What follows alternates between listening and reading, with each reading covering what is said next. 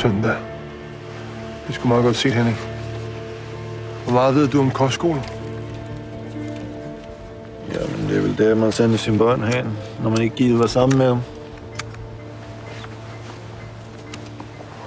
De bor heroppe. De går i skole 6 dage om ugen. Den eneste dag, de har fri, er søndag. Tavs og Marie blev myrdet på en søndag. Pigen i skoven. Også en søndag. Tilbage til tøjskassen. Søndag den 24. oktober. En mand bliver halvdasket ihjel. 93.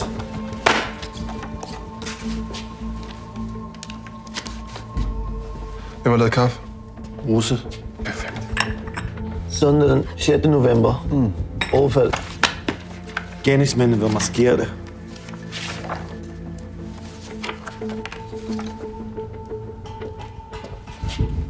Kan det passe, at du har gået på Griffenholm Kostskole fra 1993 til 1996? Der gik en Kirsten Marie Lassen i din klasse, kan du huske hende? Søndag igen. Den 15. maj. Pigen i skoven bliver overfaldet.